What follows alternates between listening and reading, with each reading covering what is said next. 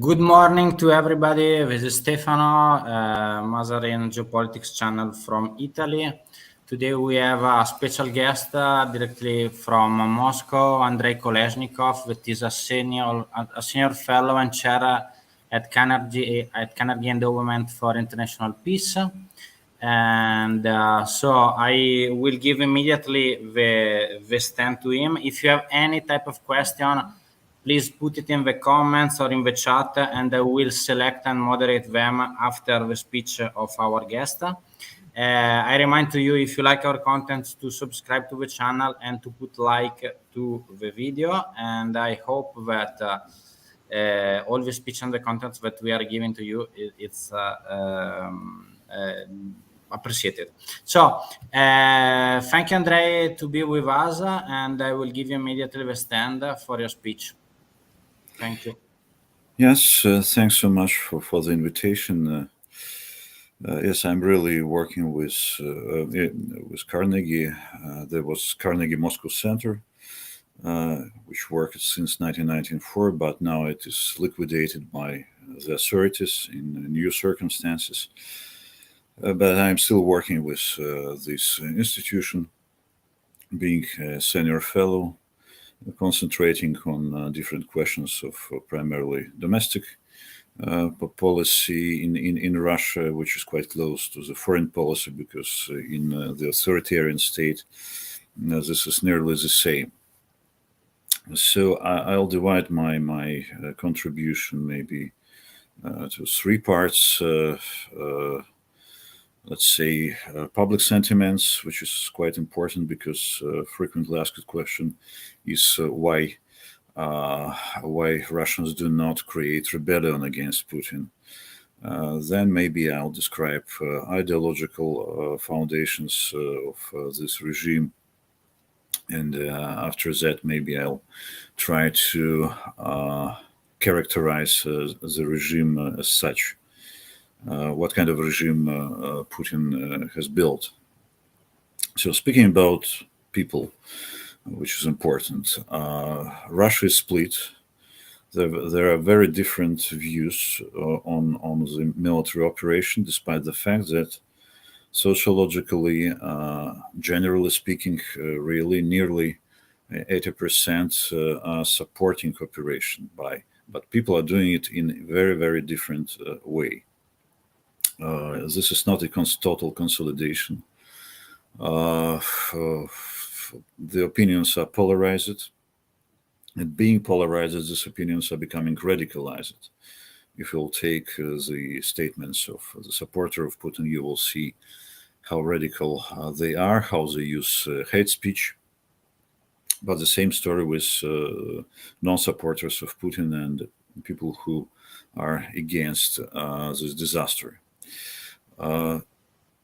Opinion polls consistently show that the majority of respondents support the actions of the Russian army forces. The scale of the support changed little over the recent months of war. It's stabilized. Around 48% of Russians definitely supported the actions of the Russian army, while another around 30% permanently say they mostly support the operation. And the same figures were typical from April 2022, after the first shock of this operation. So first, the category of unconditional support. These people say that they portray the situation as a preemptive blow, an unavoidable measure, defense against NATO. All these words they repeat. They owe these words from Putin. The second group of supporters, who mostly support Russia's operation, people are hesitating. They don't know how to think about it, and because of that, it's easier for them to be inside the mainstream, to support the official point of view, to use official sources of information, not alternative sources, which are mostly blocked, and you need VPN in order to see it. So, and They say that special operation is motivated above all by the desire to protect what Russians describe as Ukraine's Russian-speaking population, our brothers who were in danger because of the policy of the United States, Europe, and NATO, and Ukrainian nationalists and neo-Nazis. This is kind of a new description of the situation. These people are engaged in a form of self-persuasion. There was no choice. I am not in the favor of war, but our soldiers are being killed there. Our brothers were killed there, so we had to invade to answer to the possible attack from the west side. The problem is that in recent months, it found out that after the first wave of, let's say, mobilization and big attention to this unprecedented event, people lost an interest in it. They are largely indifferent to the situation right now. And automatically, mechanically, these people are supporting the government actions. The least uncomfortable option for these people is to join the mainstream point of view, and they are trying psychologically to block negative information for them in order to feel themselves on the side of goodness, not on the side of evil. They want to remain in their psychological comfort zone. So here is kind of a new social contract, social consensus. We are not interfering into the decisions of Putin and his team, but we are supporting him. But we are concentrating on our private life. So if you come today to Moscow, you will see that city lives its normal life, with some exceptions for sure.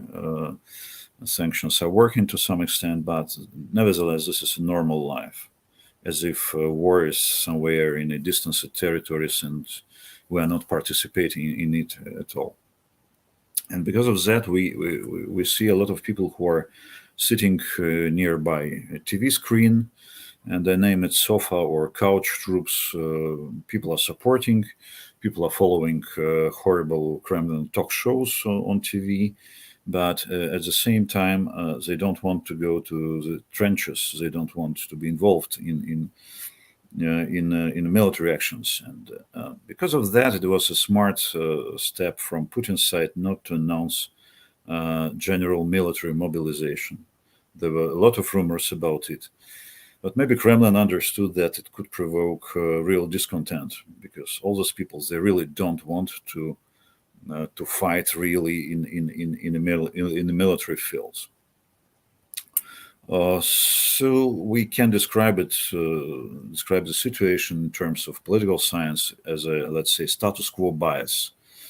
People are supporting mainstream. It's easier for him to do so, and we can name it anticipatory obedience. When people say, okay, I'm against war, but Putin must be right because he knows better what is happening in the world. Two main beliefs around it: that Russian-speaking population in Ukraine was under threat, and the second point, that the responsibility for what is happening lies entirely with Russia's adversaries like NATO, United States, Ukraine as such, European Union, etc., etc.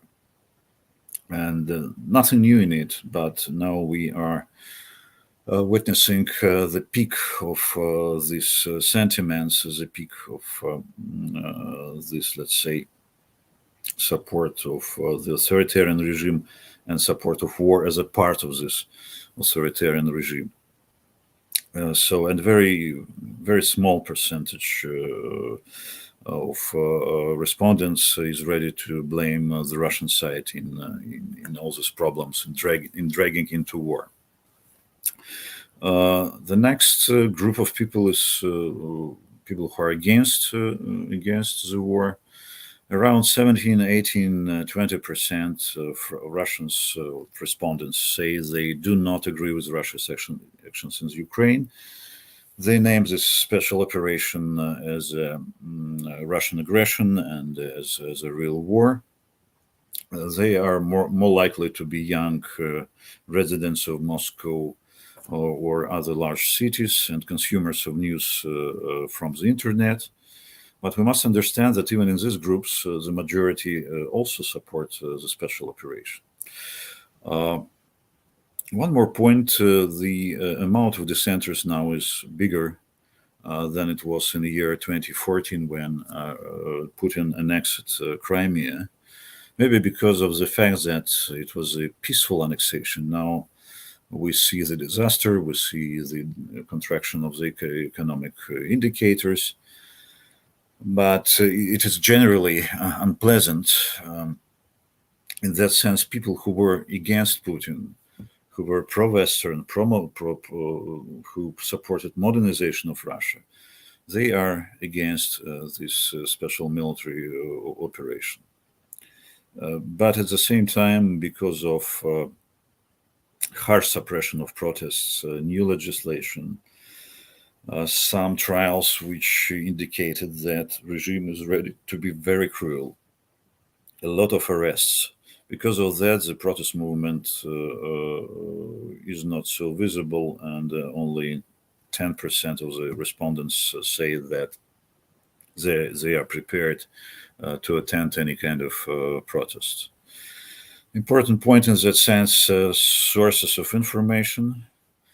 Despite the fact that attention to the operation is waning, because of this very phenomenon when people decided to not to pay too much attention to bad information from military fields. Despite of that fact, we are witnessing the growing role of television. Again, it wasn't typical for recent years. And people prefer, again, official sources of information because they can't explain to themselves what is happening.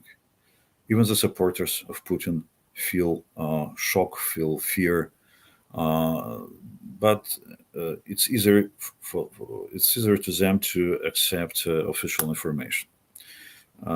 They are living in their echo chambers, and it's quite good for them. It's enough for them. They are not searching for alternative information using VPN or something like that. So the perception of this reality is kind of a new normal for the majority of the population. And in that sense, the conflict is becoming a routine backdrop of everyday life. As I said, fewer Russians are paying attention to this military situation. And the feeling of basic normality prevails at the end of the day. And the special operation is starting to be seen as something of a second pandemic, a storm that must be simply weathered, and after that, everything will return to the way it should be. So such a contradictory perception of the situation, but at the same time, people understand that the conflict could be prolonged. They're morally ready for it because they see that Putin doesn't want to stop the war. At the same time, here is a split inside the group of supporters of war. Part of them say, we can say that 50, let's say 50 or a bit more, say that they want the continuation of military actions, and these actions must be more efficient and tough. The other side demonstrates fatigue from war, and people say that we want peace talks. Enough is enough. So what is a regime? I would say that this is a regime of majority. We see that a majority really supports this iron fist of Putin. This is not a new situation, and this is not new in a human history, but at the same time, it's a bit strange in the 21st century. Not to mention that Russia has been modernize it during the years of transformation of economic reforms, market reforms, etc., etc. But nevertheless, this is kind of a recovering, returning, let's say, even totalitarianism. Because this is a full-scale authoritarian regime. This is not hybrid regime, because all the democratic institutions are simply imitation. Putin achieved all his goals in the constructing of this authoritarian state. He initiated so-called zeroing of his presidential terms, so he's a real autocrat. And the population, I must say, ordinary Russians remained consumers of the market goods, but not citizens in the proper sense of the word. People who are not appreciating democratic values, universal values, living quite good in a market economy in big cities like Moscow. People say, okay, what for is this democracy? Because we have the best food, the best restaurants, we can travel, we can enjoy, I don't know, best movies, etc., just like in any other capital. But it found out that you need democracy to maintain the high level of life and quality of life. Why I say that this regime has some elements of totalitarianism? Totalitarianism needs a high degree of mobilization. It can't be mute, simply adapting to the situation. Must say something for this regime. You must loudly support it. And there are some elements of it, not total, but nevertheless, for instance, in the system of education, right now you need to sing the hymn. On Mondays, you have special new lessons for children about current situation, just like in the Soviet Union and even worse, I would say. And this is the part of mobilization.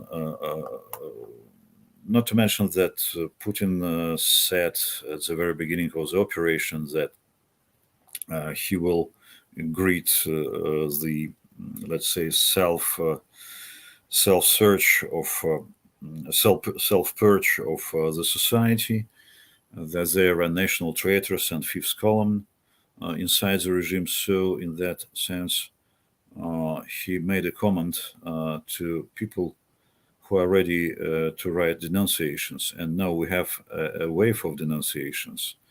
It's a good time for people who are writing these denunciations, and after the result of it is arrest or some problems for this or that person. This is also part of, let's say, totalitarian regime. We can't say that this is full-blooded totalitarianism, because not everything is total, but this is a mixture of totalitarian thinking with prescriptions how to behave, and authoritarian model when people are rather demobilized. It simply follow the rules.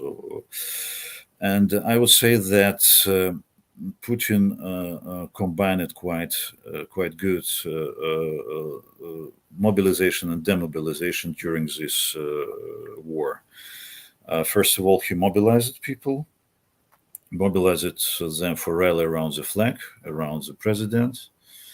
But at the same time, when summer came, he changed tactics. He demobilized people. Okay, we have proper support of the special operation. We're doing everything right. Now relax, guys. Here is summer. There are vacations. Your private property somewhere in the country. So concentrate on it. Professionals will be involved in the successful plan of the operation. If we want to join our brave army, you can do it for sure. And let's say latent mobilization is here, so you can be hired by the army and you can go to Ukraine. if you want. But if you don't want, okay, you can sit down and watch TV. Ideological part of this regime. This is the last short part of our conversation. First and foremost, the idea of empire. Russia can be, in Putin's views, simply a national state, a normal state. It must be empire. Because of that, he appeals all the time to our glorious history when Russia was empire, and including Soviet Union, which has been empire as well. So the imperialist discourse naturally accompanies the so-called liberation mission of Putin's operation in Ukraine. He invented a new motto, returning and strengthening territories of empire. No shame, absolutely. No justification, special justification of any action. So this is ours. So we are taking our own territories. This is not Ukraine. Ukraine can be an independent state. And the idea of empire is reinforced by the idea of the so-called Russian world, which is much bigger than Russia in current borders. And it is more or less equal to the so-called canonical territory of the Orthodox Church. And to implement this idea, you need internal enemies and you need external enemies. You must fight with them. You must establish your sovereignty, fighting with traitors, with fifth column, etc., etc. And this is kind of a seeing the world just like it was in the 19th century or in the middle of 20th century, when the world is divided to the spheres of influence. And Putin insists on this very archaic vision of the world. Here are our territories of our control, and territories of our influences. This strategy needs permanent threat from somebody, external and internal enemies. And in that sense, the idea of Putin, this regime sells its ability to eliminate threats to help people to avoid problems. We are under attack, so we will help you. And because of that, every, let's say, official body from Ministry of Defense to FSB and even Ministry of Culture, they are kind of they are soldiers, let's say, who are eliminating threats, who are defending people.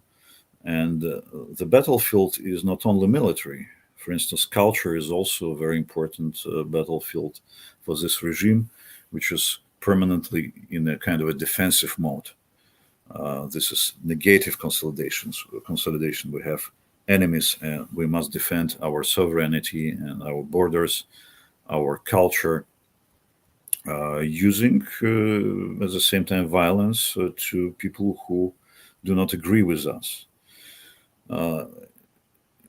In that sense, it's explainable why the main credible institutions in this system are the structures of violence and defense: army, FSB, and president, and the fourth body like that Russian Orthodox Church, which is also kind of a propaganda department of this power.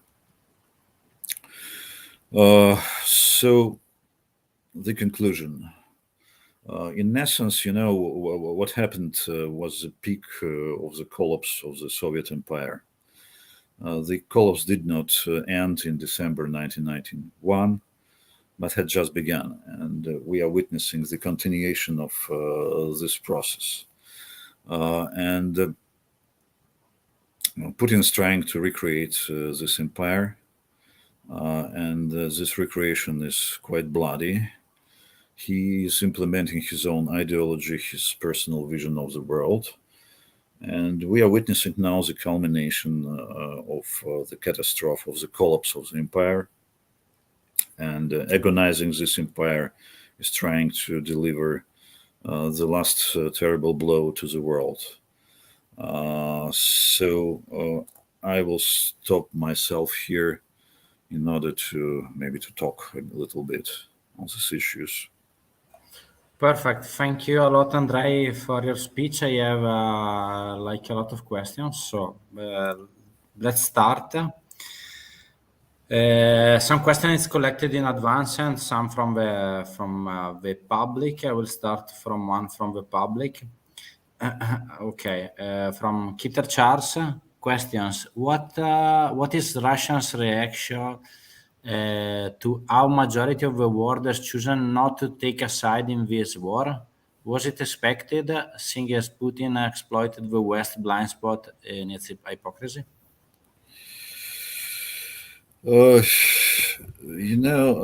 Putin maybe knew that Western world could be hostile toward his idea. It's not typical for the 21st century to invade the territory of your neighbor. But at the same time, I would say that he wasn't ready for such a wave of solidarity with Ukrainians, and he was not ready for this wave of sanctions. This is really serious. In that sense, he's even insulted by the actions of the European Union, the United States, etc. But the main message right now from Kremlin is that we're not isolated at all. We're turning to the east and to the south. We will have good relations with China, with India, with Asia as such, with Africa. We could be attractive to some Latin America regimes. So we're not alone in that sense.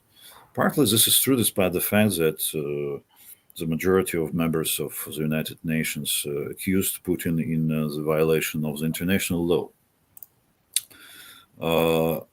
But I would say that it is really problematic for the population, this disruption with the West, because Russia, at least in big cities, was really the part of Europe in an economic sense, in a sense of way of life, quality of life, habits, etc., etc. For Russian economy, it's a hard shot. Sanctions are working. It is not visible yet, especially in big cities, but we will have serious problems this autumn and maybe in winter with spare parts, with imports, because Russia was strongly involved in an international trade and the international economy.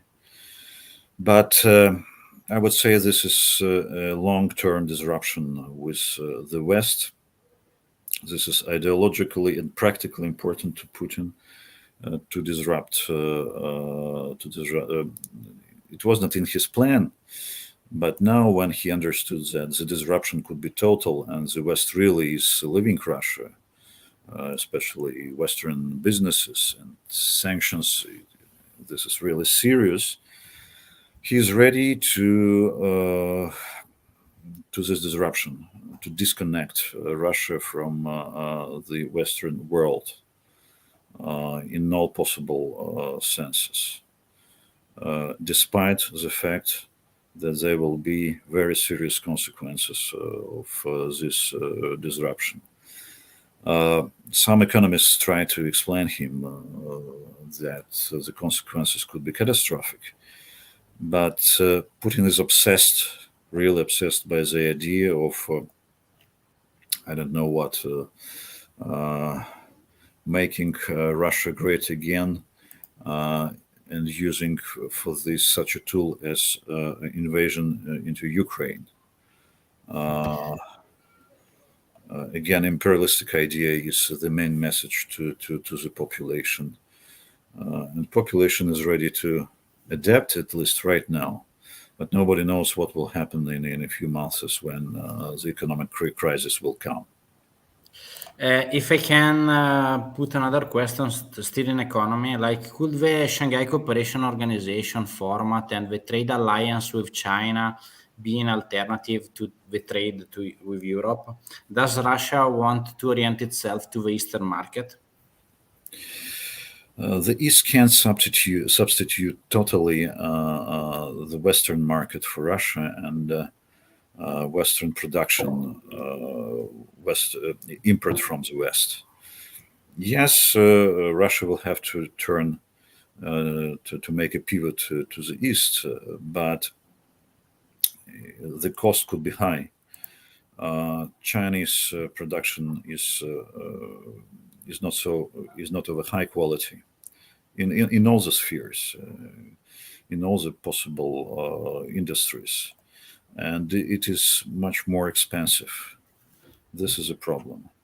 Not to mention that our officials, our businessmen, high-level businessmen, middle-level businessmen, they got accustomed to talk with Westerners. They really don't know how to negotiate with Easterners. What are the trade and business habits of Chinese people, Indian people, people from Asia? It was much easier to have relations with, for instance, I don't know, French, British, Finnish businessmen. A lot of Finnish businesses are living right now in Russia, and it's quite serious. So the total substitution is not possible, but it does not mean a total catastrophe of the Russian economy at the same time. Like two questions that are connected. Like, what is the real effect of a Western sanction on the life of the average Russian? You already answered a little bit, but I wanted to put with another question. Could the use of the energy leverage by the Kremlin towards Europe, like the closing of total closing of Nord Stream 1, be a signal that the sanctions are biting and the Russia must completely cut off supplies to force the choices of the European governments? Can we stop with this question because I Okay. can hardly remember. So the quality of life it depends on sanctions. It depends on in which group of the population. Where are you from? Let's say if you are from poor groups, lower classes, it means that you can survive because you never lived quite good. And you will not begin to live quite good at the same time. If you're from middle class, this is really a problem. It's absolutely another quality and level of life. Less salaries, less incomes primarily. Real incomes are waning all the time since the annexation of Crimea. This is a problem. Maybe the main economic problem, this contraction of real incomes of the population. People who are working with the state, public officials, people who are serving in the army, in police, somewhere else, they have normal salaries, understandable career trajectories. The state is one of the main players in this market. They're quite attractive as an employer. And here is a great dependency in the economy from the state. And because of that, people who are working in state organizations, budget organizations, they are quite okay. People who are inside their own private businesses, who are start-uppers, they will not be okay. And generally speaking, imagine that you are a middle level, middle class member. You can't travel normally. It's too expensive. And you have only several windows to the west, like, I don't know, Istanbul Turkey. or Bishkek, like this. And you earn less money. And you have problems with automobile industry, which is crushed totally because it was all, let's say, import-based or localized in Russia, but this is a problem. The problem with avia industry, you can't use the old park of planes. This is also a problem. And so-called parallel import, which is simply counterfeit, can't substitute totally normal imports. This is a problem. But as for small markets, as for food market, with it, everything could be okay because the food can come to Russia through Turkey or Kyrgyzstan or something like that. And Russia is also a producer of food itself. With agriculture is in more or less normal situation. So sanctions matter in that sense. The second question was about energy, about like the energy leverage of gas to Europe, like to change maybe some balances and the choices of the European governments. For example, Italy and Germany, that were very dependent from the Russian gas. Yeah, I understand the problem, but I think that politically it wasn't possible not to sanction Russia in that sense. Putin could say that Europeans are hurting themselves, and he's repeating this idea, but at the same time, he's also spoiling his own party because the budget revenues strongly depend on oil and gas exports. And because of that, Putin will have problems with federal budget. And if you have problems with federal budget, you can't buy loyalty of the population using such a tool as social expenditures, social support for poor groups who are supporting in exchange for it Putin. And yes, here is an extension of military expenditure, so you will have less money to produce rockets, I don't know, weaponry and all that stuff. So it's problematic for both sides, but I think primarily for Putin in a in a long-term perspective and middle-term perspective. In short-term perspective, you can say that Europeans are failures, but we are real failures, Russian consumers and Russian budgets. And politically, Putin is a failure in the long-term perspective. Another one that it's like more of international politics and positioning of Russia in foreign affairs. Like, what are your thoughts on the Russians present in West Africa driving away France, and how Russia helped to stabilize Central African Republic? Now, if we'll not pay a lot of attention to details and take a big glance explaining general situation, Putin always tried to follow the steps of the Soviet Union. Because of that, he entered Syria and tried to be a player in this field. He wants to be the emperor not only of Russia but of the whole world. And in that sense, Africa is a competition field with Europe and with China, which is strongly involved into African economy. But at the same time, I would say that if we compare the influence of China in Africa with the influence of Russia, Russia is a very weak and small player in this field. There were some plans to help to assist some African countries from Russian side. I even heard about plans of economic reform somewhere in African states. But if you can't implement economic reforms in your own country, how you can do it in African countries, for example. Some skeptics can compare Russia with African countries in terms of development. So I can say that this is really serious, and I can say that Russia has enough resources to normal, visible economic intervention into Africa. Another one that it's still about economical sanction. Does not all the sanctions that are being put on Russia have an effect of increasing opportunities for Russian businessmen to build products to make Russia self-sufficient?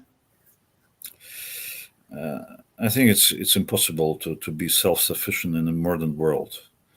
When we, in the first days and weeks of this war, it found out that Russia was involved into world economy to much extent. Nobody thought that we are so dependent on everything Western, on imports, on Western spare parts, on Western technologies. And this is normal. This is modern world, and that's Russia was on the way of modernization of its economy. And in a case of supporting another kind of policy, modernization policy, reformist policy, without all the strategic industries, without the participation of the state in all the businesses, I would say that Russia could be a flourishing country in a sense of exchange with the West, in a sense of exchanging technologies, capitals, people, ideas, everything. But this idea of isolation, of self-sufficiency prevailed ideologically, and this ideology was implemented practically, and because of that, we will have problems, serious problems. Another one that is still about Asia. It's very interesting for me because I have a lot of friends also in Asia and China, whatever. China says that friendship with Russia is rock solid in March 22, after the starting of war in Ukraine, military special operation, whatever. USA is the first Chinese trade partner. West it's over 60% of trade partner of China. Russia it's the 11th. Can Chinese renounce to the best business partners for Russian Federation, in your opinion? China becomes quite serious partner to Russia, and this is a long-term trend. And ideology, political interests are inside this economic cooperation. Not to mention that Russia has to make this pivot to the east, and in terms of selling commodities to China as well, changing the direction of this export. This process is in progress, but at the same time, this is more about a connection between big bosses and big businesses. You will never find, even in Moscow, any kind of small Chinese businesses, just like in, for instance, in Southern Europe, when you see everywhere small stores and markets with Chinese sellers, etc., etc. No small and middle-sized businesses. Even Chinese restaurants are not so good in Russia. Only big partners, only big businesses at the level of political cooperation. So in that sense, I can say that Chinese businessmen are ready to accept the idea that Russia is an attractive market, not as a partner in export-import operations. This is my vision. If I can show to you, only to take a look, which is from a previous presentation that we did. For me, it's very interesting that European market was about 155 billion cubic meters gas, with certain payment and high payment, because Chinese and Indians are pay less, much less than Europe.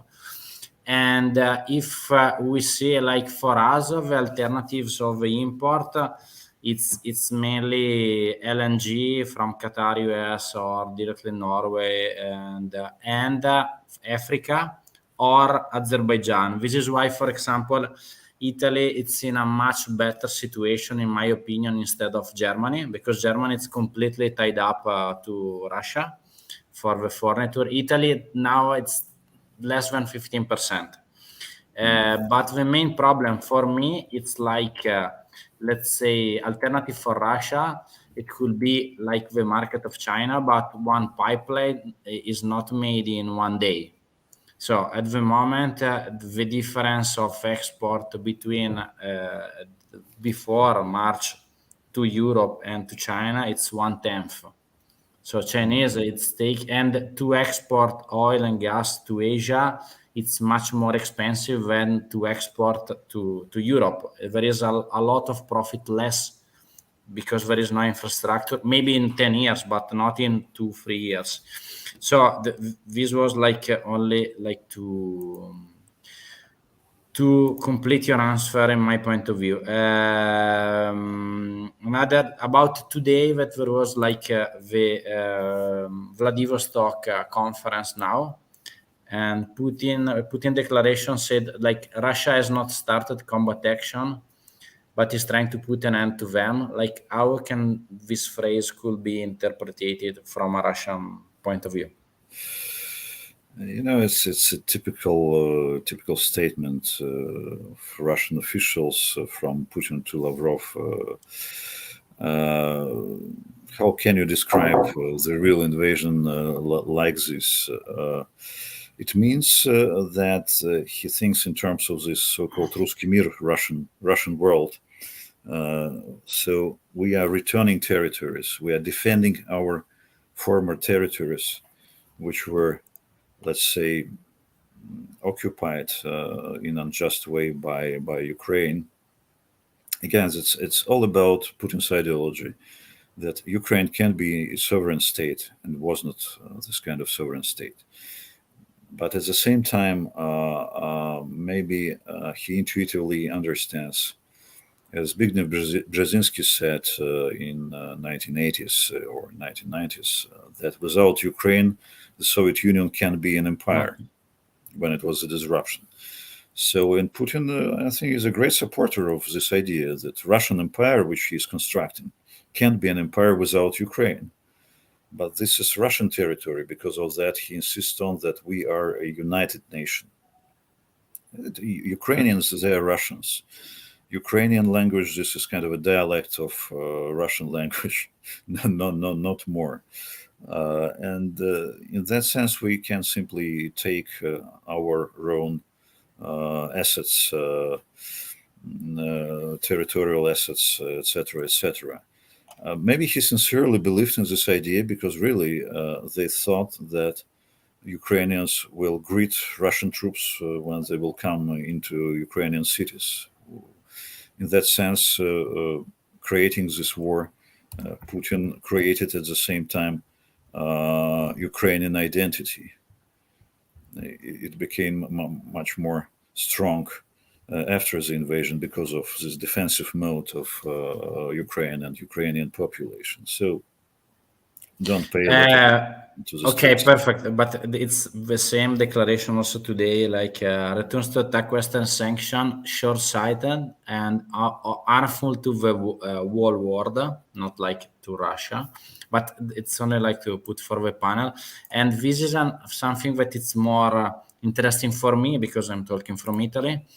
Yesterday, there was a declaration of Maria Zakharova from Telegram about Minister Cingolani, that it's like the Minister of, let's say, Natural Environment in Italy, that presented his plan to the reduction of the use of the gas for the winter to reduce the dependence of the Italian economy on the Russian hydrocarbons.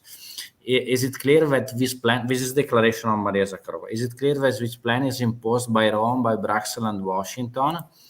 But in the end, it's the Italian people who will have to suffer. This for me, and I want to listen your point of view, it's very interesting because we will have the election in less than 2 weeks on September 25th. And when the Draghi government collapsed in July, the day after, the gas flowed to Italy was incremented 70% more from Russia.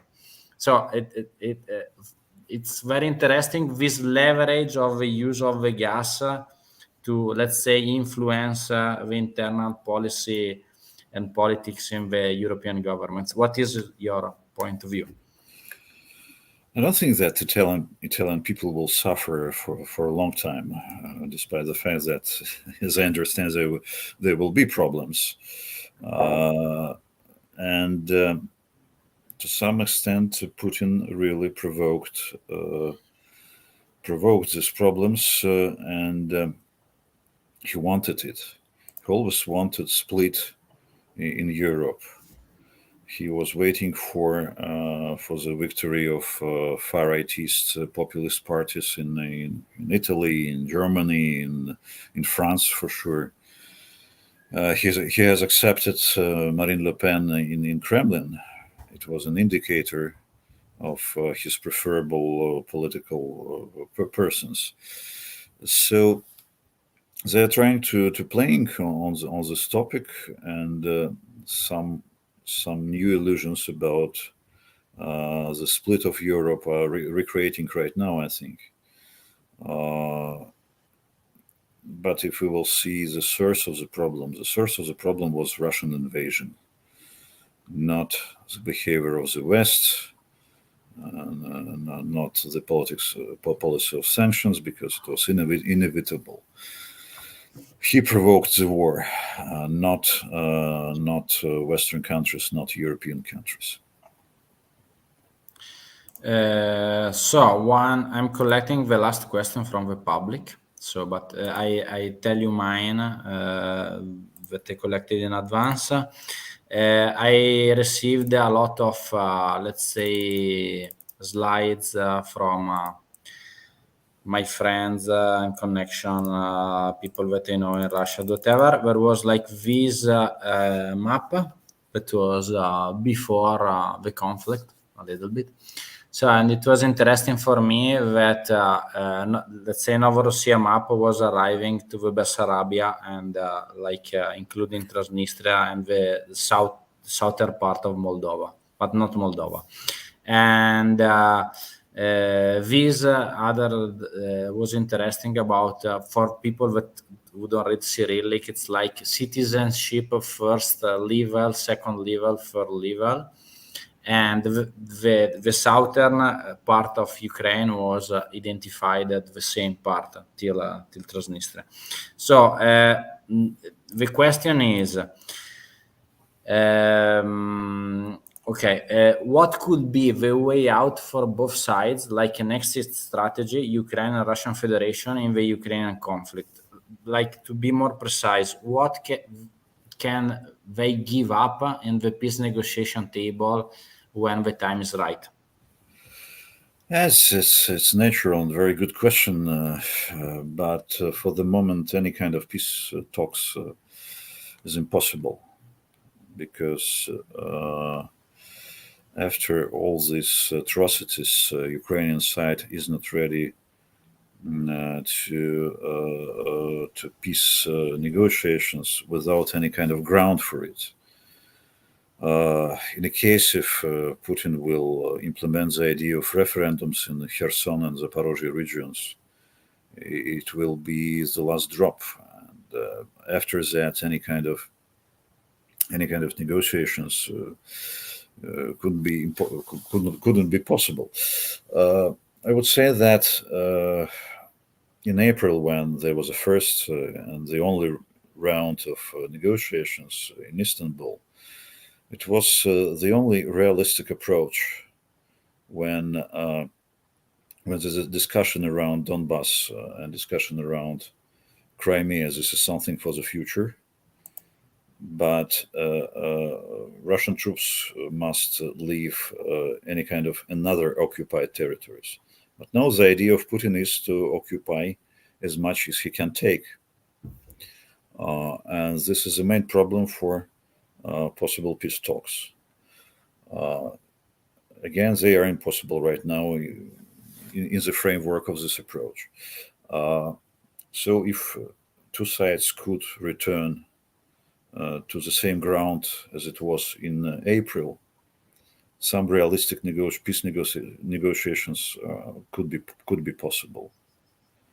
Not earlier, and this is the only. Now Ukrainian side says that now even this scenario is impossible. Ukraine must return all the occupied territories, including Donbass and including Crimea. This is also understandable, but also not so realistic when we are witnessing the war of attrition, which could be prolonged for a long time. So no signs of anything optimistic in that sense. But again, the only realistic plan was in April on the table. Yeah, but also at that time, Zelensky said that he was able to cede and renounce to Crimea in some public declaration. So this is why, like, the question is, if, like, let's say the Ukrainians were able to push after the Dnieper River, the Russians, it could be possible, in your opinion, for the Ukrainian public to think that they can cede a part of their territory for a stable peace? This is like the question. It's a hard question because nobody knows what will be the mood of the Ukrainian population and the Ukrainian elite. Right now, it's explainably hostile toward everything Russian, to any kind of signal from Russia. We can't see any kind of back channels for, let's say, even secret negotiations, which were sometimes quite efficient in history of diplomacy.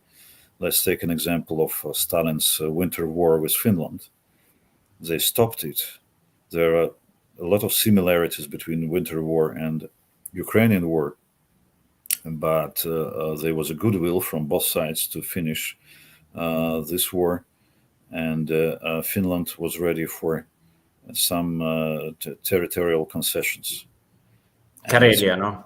Yeah, and it's not impossible right now in a Ukrainian case. So it's impasse.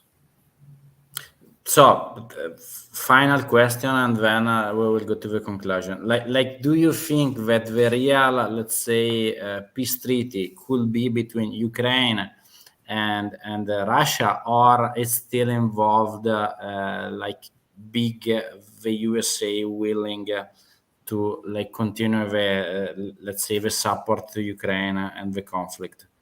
Like, if without the USA, it's impossible to make a peace deal between the two parts, I think. I think it's a realistic notion, but at the same time, this is, I think, the final decision is on the Ukrainian side, and the final decision maker is Zelensky, not Biden or his successor. Nevertheless, it's understandable that any big country or any mediator must be involved in this process. Countries like United States, European Union and such, and international organizations, and Turkey. If Turkey could be successful, why not? Erdogan could get more, I don't know, points to his charisma, but he's not too successful right now in that sense. But he could be negotiator, mediator. So I think that the United States will be involved in this process. But again, final decisions, this is the problem for Ukraine and Russian Federation. Perfect. So I think we stayed under 1 hour. So thanks so much for your time. I hope that we will manage to have you in our geopolitical school in April. So if you have any other question for Andrei Kolesnikov, please put it in the comments. We will collect it. Today we will have another speech at 5 p.m. CES time with Irina, that is a journalist on site in Ukraine. So we will see you later. So thank you, Andrei, for your speech, and thanks to all the viewers in live, and to all the people that will see the video after. If you like our contents, please put like, make subscription, and see you in the next streams. Thank you. Ciao.